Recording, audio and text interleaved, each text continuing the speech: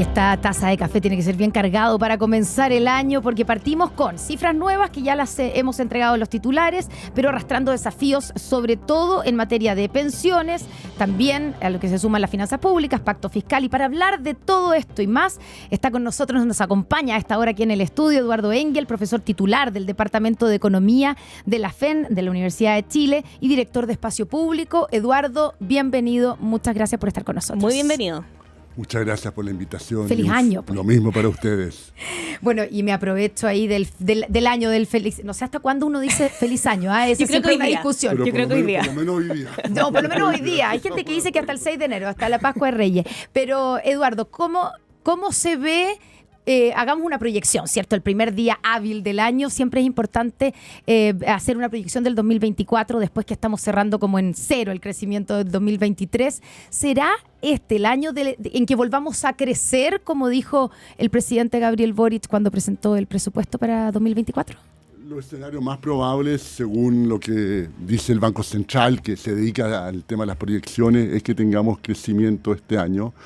Y por lo tanto, eso yo creo que sería la proyección más razonable. Todo esto tiene incertidumbre, pero claramente es el escenario más probable.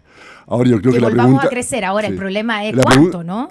Yo creo la pregunta también, yo agregaría una segunda pregunta que entra entre las proyecciones y los deseos de Año Nuevo, que también hacemos todos cuando llega el 31 de diciembre, ¿no? Y es, volveremos a tener grandes acuerdos en materia económica. Yo creo que ese es uno de los grandes desafíos también para el año que comienza hoy día. Y ahí el deseo es que sí, si va a suceder o no, lo iremos sabiendo con el tiempo. Bueno, usted ha dicho también en ocasiones pasadas que la responsabilidad de la falta de crecimiento está justamente en la política. Ahora, usted decía esto antes de que se cerrara el proceso constitucional en una entrevista con el diario del País hace un par de meses, pero cuando uno escucha declaraciones a nivel de partido, parece que todavía estamos muy, muy lejos de un acuerdo. ¿A qué se puede echar mano entonces para no tener esa sensación de frustración porque al parecer no se puede avanzar en materia económica? Se requiere cambios de actitud para poder tener esos acuerdos. Yo espero que tanto un sentido de responsabilidad, que es lo que uno esperaría de todos los líderes políticos, como un cálculo de conveniencia lleve a que se puedan avanzar en estos temas grandes que ustedes ya mencionaban, pacto fiscal, reforma de pensiones, donde el año pasado no hubo grandes avances. Ahí, partamos por la reforma de pensiones, ¿cierto? El presidente en su mensaje de Año Nuevo también hizo un llamado directo al Parlamento a avanzar, tanto en el pacto fiscal como en la reforma de pensiones. Pero la verdad es que llevamos ya más de 10 años, 2 comisiones, ¿cierto? Especializadas, la Comisión Bravo, la Comisión Marcel, diciendo lo que hay que hacer, está el proyecto ahí, pero parece que en las posturas, sobre todo ya cuando se llega al destino del 6%, son irreconciliables. ¿Usted cree que hay posibilidades de llegar a un acuerdo en reforma de pensiones, que todavía tienen que ceder más ambos sectores o solo la oposición? Porque el gobierno dice, nosotros ya cedimos. Creo que es cierto que el gobierno ha cedido y la oposición ha ido retrocediendo respecto a posturas que tuvo en reformas anteriores, respecto, por ejemplo, a la postura que tuvo en la reforma del segundo gobierno de Piñera. Pero también es cierto que si llegan a negociar van a tener que ser los dos lados, digamos. Claramente, el momento que uno comienza a negociar no puede suponer de que no va a hacer nada por ninguno de los dos lados. Entonces, hay señales más positivas en ciertos grupos dentro de la oposición. Una de las decisiones que tiene que tomar la oposición es si va a seguir siendo liderada por los grupos más duros en el tema de este tipo de negociaciones, que no quieren absolutamente nada con el gobierno, o van a tener un cierto liderazgo, lo que fue en su momento Chile Vamos, o dentro de Chile Vamos, los sectores más abiertos a negociar. Y es un tema interno que tiene que sacar sus cálculos. Uno podría interpretar lo que sucedió en el plebiscito del 17 de diciembre como una lección importante para los grupos que no son del Partido Republicano, que quizás no es lo mejor seguir al Partido Republicano en todos los temas políticos, sino que jugar por independizarse de eso y tener una propia postura. Si prima ese punto de vista, uno podría esperar en las semanas que vienen una apertura mayor, pues, precisamente para distinguirse republicanos y volver a una tradición que tuvo Chile Vamos en su momento, y una tradición en la cual uno está dispuesto a llegar a acuerdos manteniendo sus posturas, obteniendo cuestiones que a uno le importan, pero también cediendo en ese proceso. Los acuerdos significa ceder por los dos lados. Sí, ahora, eso es desde el punto de vista de lo político, pero desde el punto de vista de lo técnico, ¿estamos frente a una buena propuesta? La actual, digo.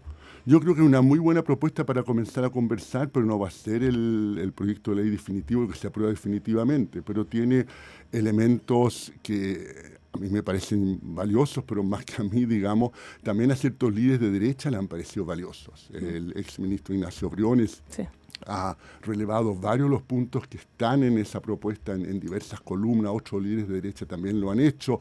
Es complicado antes de empezar a negociar que salgan todos diciendo lo que les parece bien, porque pierden cierto poder negociador y por lo tanto uno puede tener que tener en claro que están siendo posiblemente más duros de lo que al menos algunos de ellos piensan, que es lo habitual en cualquier negociación.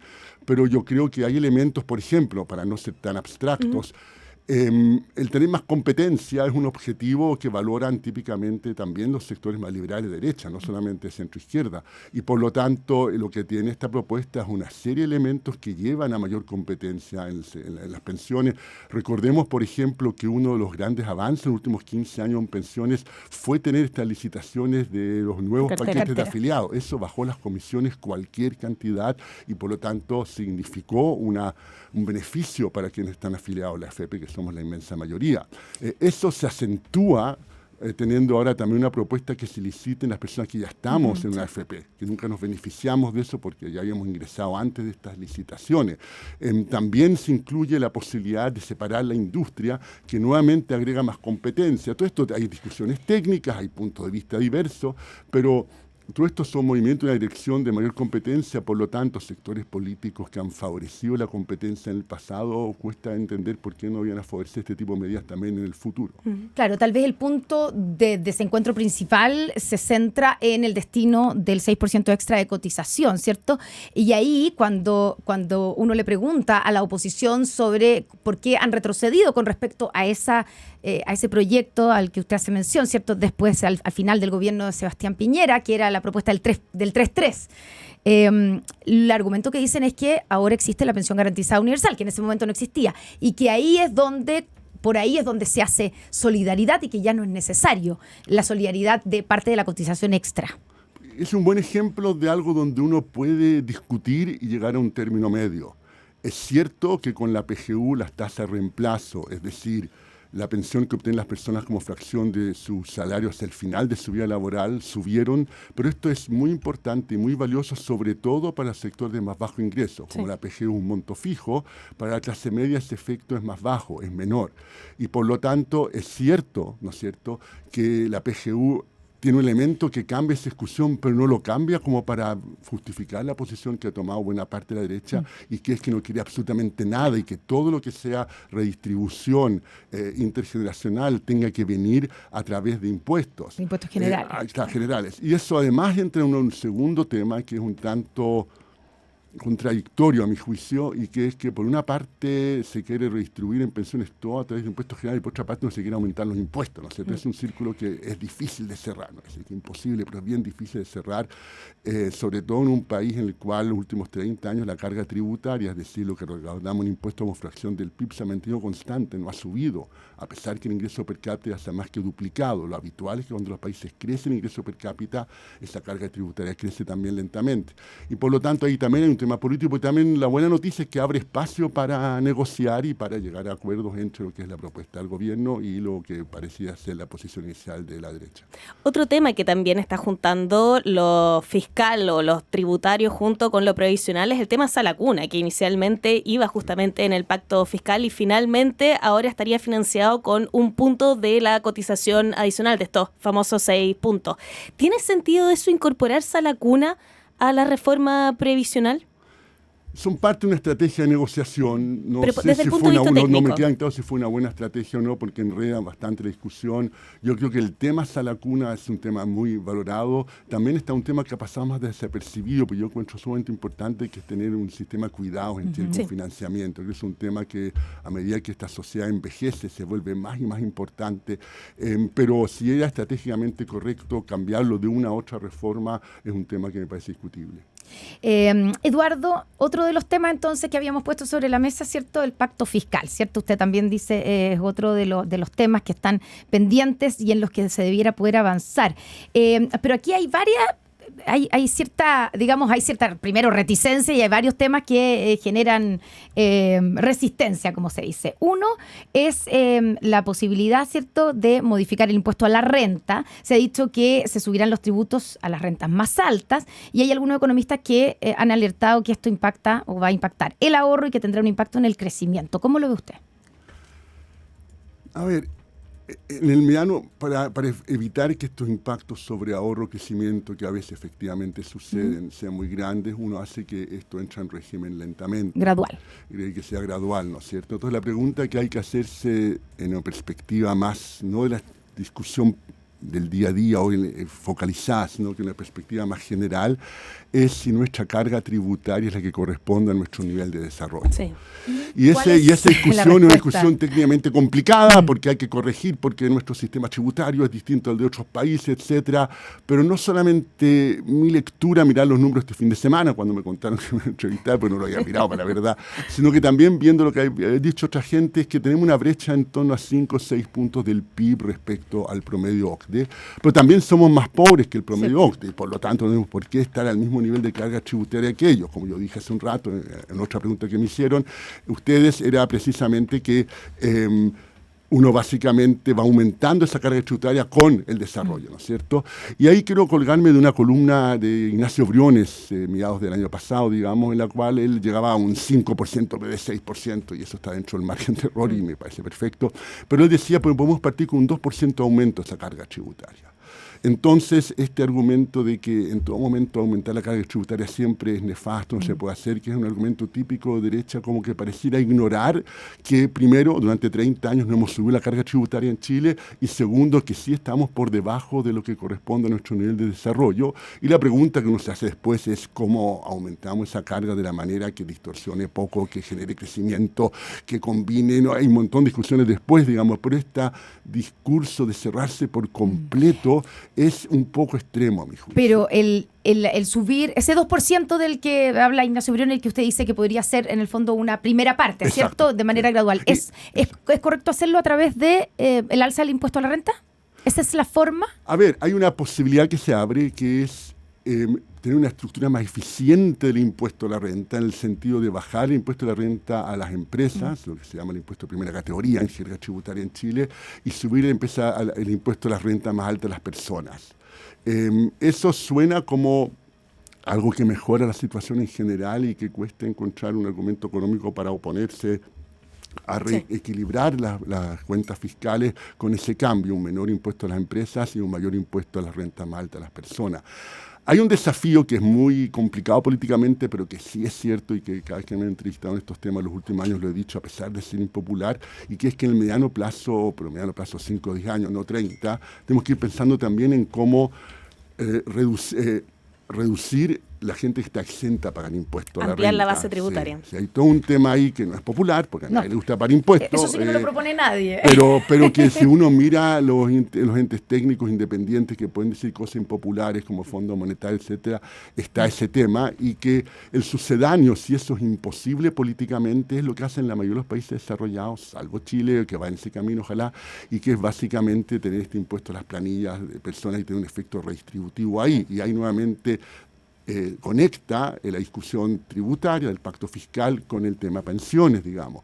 La mayoría de los países redistribuyen a través del impuesto que le cobran a las planillas salarial, digamos, porque hay un límite cuánto se puede redistribuir en lo que son impuestos directos. Entonces, acá al final es un fenómeno en que hay interlace, en que interactúan lo que sucede con impuestos con lo que sucede con una eventual reforma de pensiones. Sí, efectivamente. Ahora, desde el mismo gobierno se le hemos preguntado aquí también en la radio, dan eso absolutamente como descartado, pero como usted decía, esta es una discusión que seguramente no se va a dar en los próximos 5 años, pero sí seguramente en los próximos 10 años en otro gobierno. Por eso viene el tema que agregué después. Sí. Dado que eso se ve muy, muy difícil para cualquier gobierno, la verdad es que nadie lo ha planteado. Por el contrario, cuando hubo reformas tributarias en gobiernos de centro-derecha, como el primer gobierno de Piñera, también se siguió aumentando el tramo exento. Sí. Es decir, esto ha sido común a todos los gobiernos. Pero dado eso, es el segundo punto que hice, que tiene que ver con el tema pensiones, incluir un efecto redistributivo en pensiones, no solamente intrageneracional, sino también eventualmente intergeneracional, acotado en el tiempo, etcétera, porque eso sí es un tema que eventualmente deja de ser relevante cuando ya la gente que está jubilada ahora no necesite nada porque ya murió. Es un tema al cual yo también lo consideraría, es decir, básicamente el tener un efecto redistributivo a partir de las pensiones, digamos, lo que van a contribuir los empleadores, es precisamente un sustituto del otro. El Fondo Monetario tuvo una declaración de este tipo hace un mes aproximadamente, pasó un tanto desapercibida en la prensa, pero era muy clara en ese sentido que para países como Chile, en los cuales es muy difícil, ¿no es cierto?, aumentar la carga tributaria a la clase media. Eso suele ser una forma de sustituir eso para que la clase media también contribuya a financiar los bienes públicos, a financiar el Estado. Sí, eso por el lado de las personas. Ahora, por el lado de los impuestos corporativos, desde el gobierno han planteado reducir la tasa del 27 al 25%. Esto todavía no como algo oficial, sino como un proyecto que podría entrar en marzo. Ahora, desde la CPC, plantean recortar la tasa del 27 al 23%. ¿Hay espacio para un recorte así de profundo? Ahí hay que tener los números y sentarse y ver los detalles que yo no los tengo en este momento, por lo tanto responder eso en forma tajante sería difícil. Mi primera intuición es que no, pero habrá que los números que maneja la CPC, los números que tiene Hacienda la DIPRES y ver cómo esos números conversan, también ver que si la CPC, qué tipo de aumento del impuesto a la renta está pensando las personas, digamos, para ver cómo se compensa. Es una discusión más bien técnica. Acá lo que sería muy valioso para comenzar el año sería que se sentaran a conversar y negociar, digamos, del gobierno. Me imagino que corresponde más que con la CPC, es con los partidos de derecha. La CPC no es un partido político, aunque tiene intereses políticos y los defiende con forma bastante efectiva.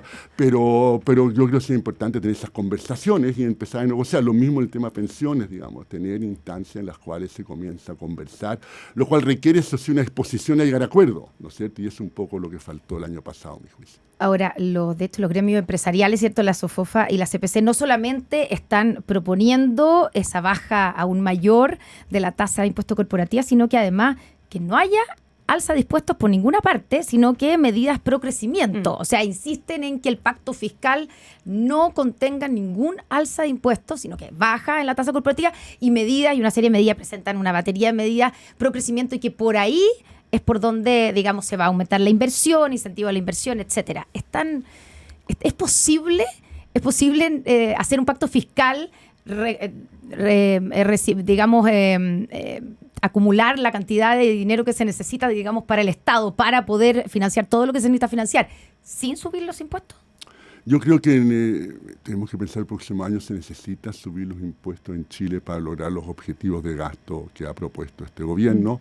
Son objetivos sumamente razonables, digamos, que yo creo que tienen un apoyo importante en la ciudadanía y por lo tanto no comparto ese punto de vista. Ahora, una cosa son los partidos políticos promoviendo sus idearios y uno no tiene por qué poner en duda que persiguen el bien común. Siempre ha sido un poco más complicado con los grupos corporativos promoviendo, ¿no es cierto? Tienen todo el derecho a promover sus intereses de grupos, digamos, que constituyen. Pero cuando hablan del bien común siempre es un poco más complicado, digamos, porque claramente uno no sabe si realmente el bien común o el bien de sus asociados que muy legítimamente quieren promover. Sí, efectivamente. Eduardo Engel, profesor titular del Departamento de Economía de la FEN de la Universidad de Chile, director de Espacio Público, estuvo aquí acompañándonos, conversando sobre pacto fiscal, sobre los otros desafíos también del gobierno. Le queríamos agradecer por haber partido el año aquí con nosotros en Mercado Central. Gracias a ustedes, que tengan un muy buen año y todo tipo de éxito. Gracias, Eduardo, igualmente. Buenos días. Muy buenos días.